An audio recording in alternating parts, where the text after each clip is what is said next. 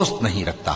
جن مسلمانوں سے خواہ مخواہ لڑائی کی جاتی ہے ان کو اجازت ہے کہ وہ بھی لڑیں، کیونکہ ان پر ظلم ہو رہا ہے، اور اللہ ان کی مدد کرے گا، وہ یقیناً ان کی مدد پر قادر ہے۔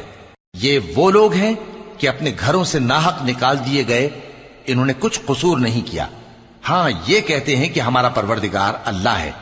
اور اگر اللہ لوگوں کو ایک دوسرے سے نہ ہٹاتا رہتا تو خانقاہیں اور گرجے اور یہودیوں کے عبادت خانے اور مسلمانوں کی مسجدیں جن میں اللہ کا کثرت سے ذکر کیا جاتا ہے گرائی جا چکی ہوتی۔